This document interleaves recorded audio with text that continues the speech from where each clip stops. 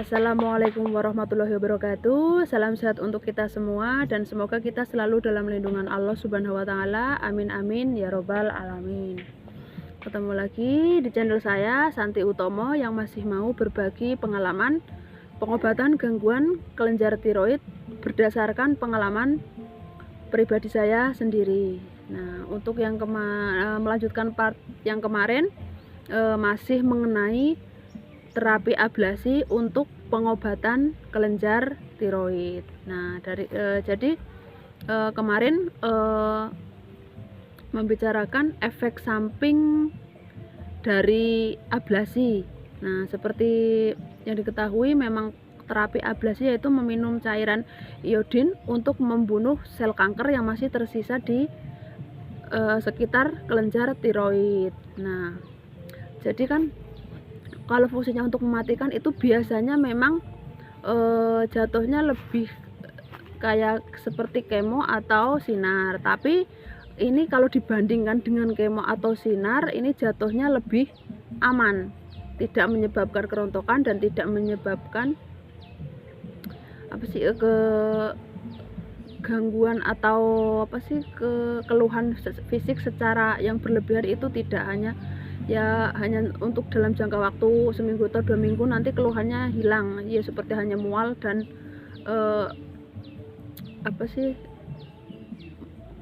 dan merasakan makan tidak enak atau indera perasanya berkurang. Itu 1-2 minggu nanti hilang sendiri. Tidak seperti untuk yang kemo atau sinar, kan itu memang biasanya kalau yang berulang kali kan jadinya keluhannya selalu ada, maksudnya keluhannya lebih berat daripada ablasi. Kalau untuk ablasi sendiri tidak menyebabkan kerontokan rambut atau tidak menyebabkan gundul, jadi seperti itu. Nah, terus dari akun Ponco Budut lagi menanyakan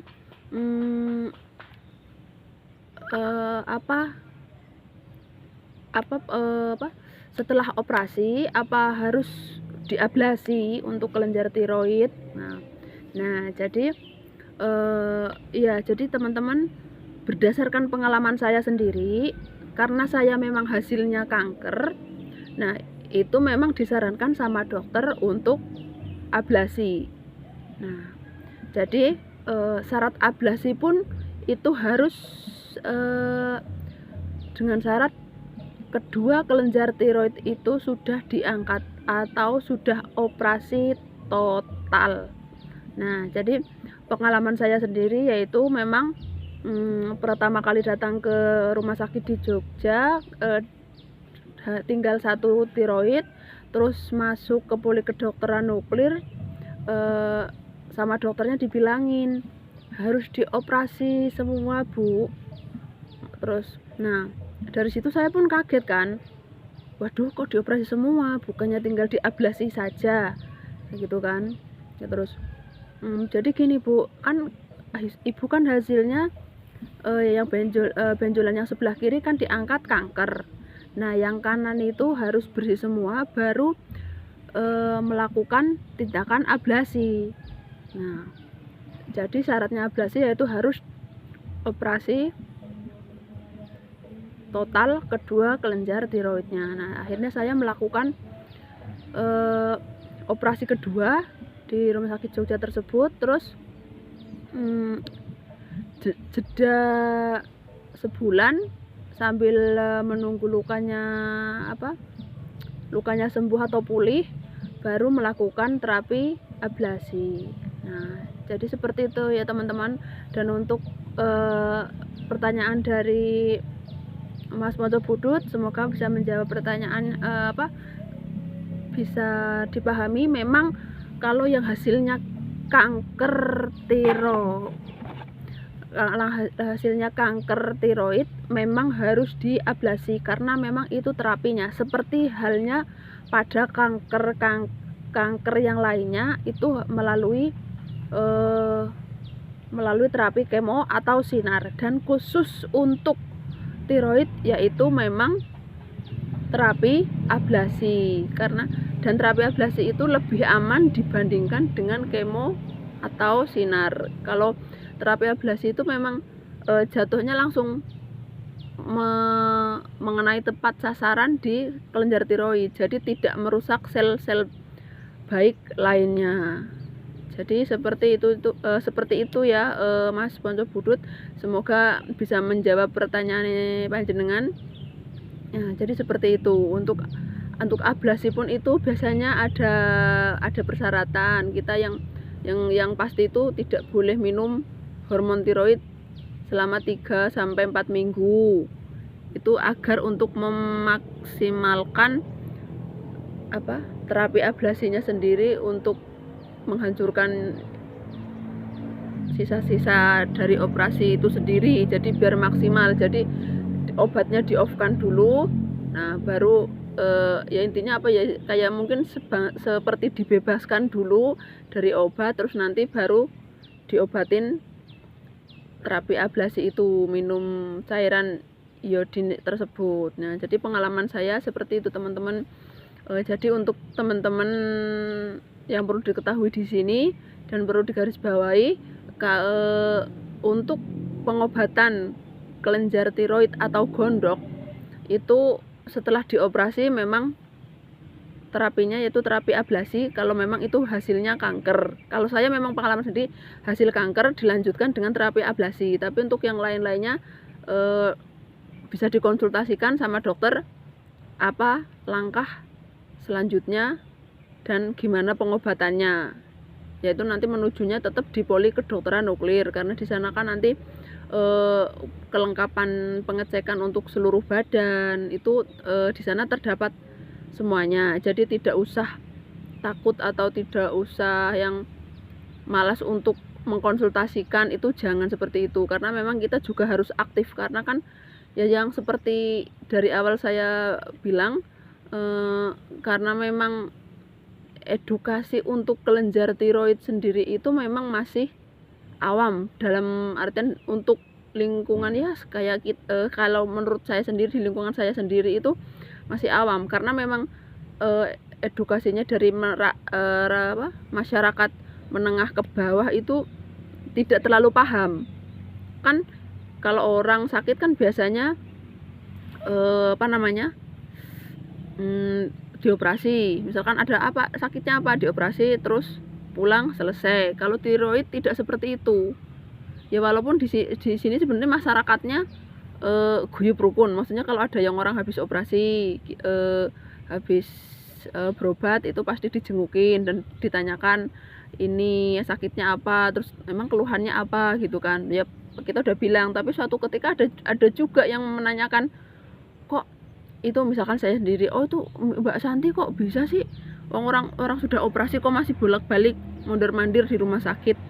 Nah itu sering juga pertanyaannya gitu kan. Ada yang masih menanyakan seperti itu, padahal memang karena tiroid itu fungsi kelenjar tiroid sendiri adalah untuk metabolisme tubuh kita.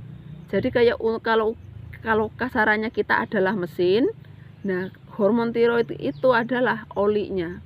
Nah kalau mesin itu kalau nggak ada olinya, nggak ada istilahnya bahan bakarnya, ya gimana mau bisa bergerak?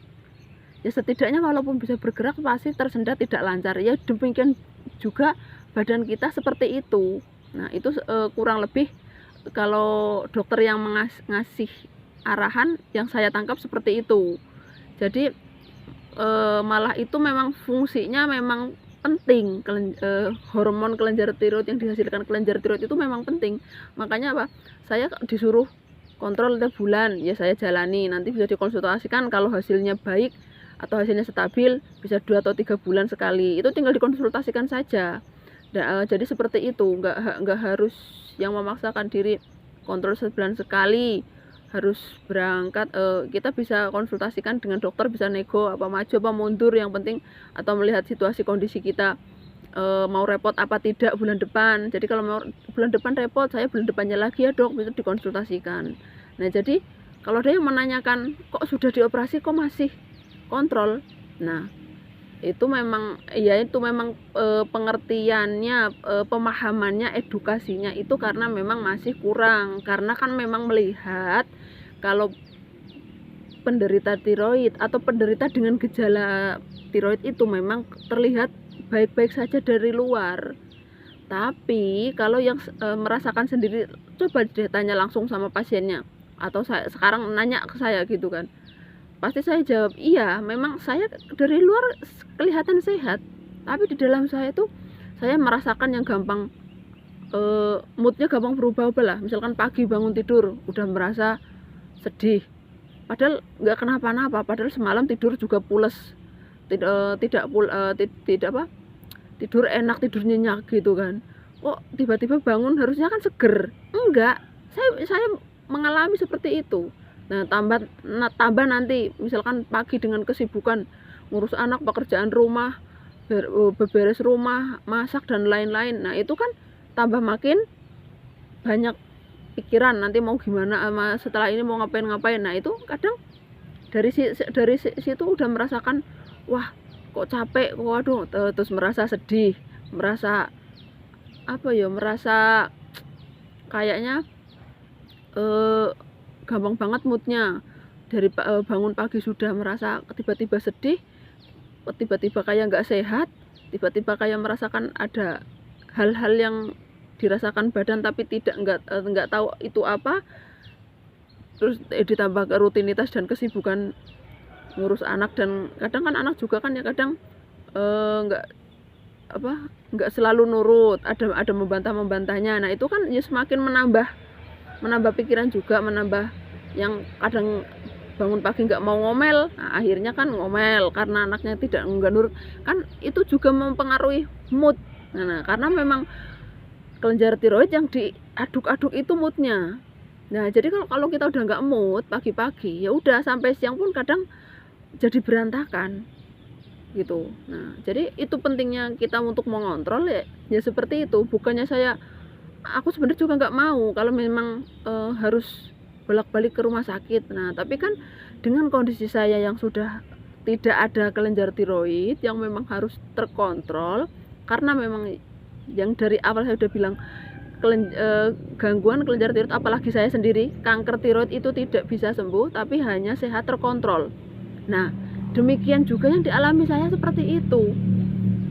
Saya hanya mengontrol setiap bulan sekali untuk mengetahui kondisi dalam tubuh saya. Saya pun ini masih merasakan agak pusing, agak kayak mengantuk berat, tapi apa ya, merasakan badannya kayak ringan melayang gitu loh. Terus ini dari pagi saya kesemutan, terus saya usahakan tadi untuk tetap bergerak, untuk terutama tadi saya pagi memang tak usahakan untuk olahraga, karena takutnya kan kesemutan itu juga kan memang dari peredaran darah yang kurang lancar. Jadi kan mungkin karena memang 2 minggu ini memang ya dibilang capek, jadinya saya tidak bisa melakukan olahraga gitu kan, karena memang dari pagi misalkan kayak bantuin tetangga, bantuin masak-masak dari pagi, terus nanti sampai malam, sampai acara malam baru selesai. Jadi kalau udah malam udah capek ya udah tidur, jadi seperti itu. Jadi saat tadi saya pagi usahakan ini agak kram-kram, agak merasakan ya kesemutan, kram-kram, tiba-tiba gini nggak bisa digerakin. Itu setiap hari berubah dari jam ke jam, itu sudah biasa. Makanya ya udah nikmatin aja gitu kan. Tapi yaitu fungsinya kayak untuk dikontrolkan setiap bulan, yaitu untuk mengontrol ini aja kan. Saya habis kontrol kemarin baru tanggal 6, tanggal segini sudah merasakan yang hal-hal yang nggak enak di badan. Kan berarti memang perlu dikontrolkan, terutama untuk badan saya sendiri gitu kan, untuk saya biar merasakan hidup normal seperti orang sehat pada umumnya. Tapi ya dengan standar, jangan samakan kondisi kita dengan kondisi orang lain, kondisi saya khususnya gitu kan. Saya tidak pernah menyamakan, tapi saya terus berusaha untuk tetap menunjukkan bahwa kalau saya bisa terus bergabung di masyarakat dan sosial, agar tidak ada perbedaan antara yang sakit dan yang sehat. Jadi seperti ya teman-teman, untuk memang Jadi kesimpulannya yaitu terapi ablasi memang diharuskan atau diwajibkan untuk yang sudah dioperasi dan hasilnya kanker tiroid seperti saya, itu memang harus diablasi. Nah, adapun yang harus diablasi lagi yaitu jika ada penyebaran. Nah, kalau saya kan 1 tahun sekali atau 1 tahun sekali itu disuruh mengecek kondisi tubuh, seluruh tubuh ada penyebaran kankernya atau tidak. Ya walaupun sebenarnya kita sudah minum obat rutin yang fungsinya untuk menggantikan hormon tiroid yang sudah tidak bisa diproduksi oleh pabrik kita karena sudah diangkat total, dan untuk menekan pertumbuhan kanker, tapi kita tetap harus mengontrol perkembangan kanker kita, ada metastase tidak, ada penyebaran atau tidak. Jadi seperti itu teman-teman. Nanti dari dokter pasti disarankan, nanti ini cek ini ya Bu, terus off minum obat dulu 2-3 minggu untuk mengecek seluruh badan ada penyebaran atau tidak. Dan itu kalau memang nanti ada penyebaran, itu pasti disarankan lagi untuk ablasi. Dan pengalaman teman-teman yang pernah kontrol bareng sama saya itu ada yang mengalami ablasi sampai 5-7 kali, ada yang sudah sampai ke paru-paru, ada yang sampai ke tulang punggung, terus itu benar-benar ya terdeteksi sih memang, karena kan memang ya itu fungsinya untuk kontrol, terdeteksi akhirnya kan, terus akhirnya melalui hasil dari itu setelah terdeteksi akhirnya kan bisa dilakukan pengobatan. Nah ya jadi seperti itu memang kalau dibilang sakitnya nggak kelihatan, nah tapi kalau tiba-tiba parah kan malah lebih berbahaya kan, seperti itu. Jadi yaitu ablasi itu biasanya seperti itu untuk yang sudah di operasi dan hasilnya kanker, dan untuk yang ada penyebaran. Ada juga pengalaman teman yang hipertiroid juga ada di ablasi, tapi itu dengan pertimbangan yang seperti apa saya kurang paham, cuman setelah saya tanyakan pernah ngobrol, karena memang hipertiroid gitu kan, jadi yaitu harus diablasi. Nah jadi gitu ya teman-teman untuk pertanyaannya, yaitu untuk kelenjar tiroid yaitu memang harus diablasi untuk yang memang hasilnya kanker dengan persyaratan sudah dioperasi kedua sisi tiroidnya. Ya begitu teman-teman, semoga informasi ini bisa membantu teman-teman yang sedang berjuang mencari pengobatan untuk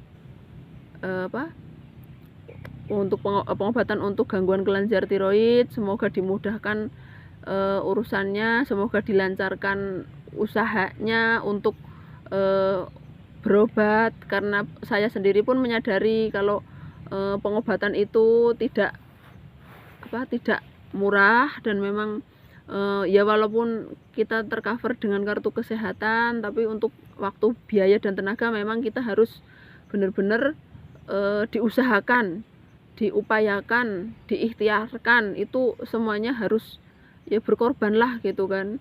Seperti saya sendiri kan, kalau memang kalau kontrol pun kan dengan anak-anak ditinggal, dengan perjalanan jauh gitu kan, itu tetap saya lakukan karena memang saya saya berkeinginan bisa menikmati hidup saya lebih baik setelah operasi ini. Nah jadi itu teman-teman, saya ucapkan terima kasih, dan semoga ini bisa memotivasi teman-teman semua, dan semoga kita selalu diberi kesehatan. Nah akhirnya sehat itu mahal dan sakit jauh lebih mahal. Akhirnya, wassalamualaikum warahmatullahi wabarakatuh.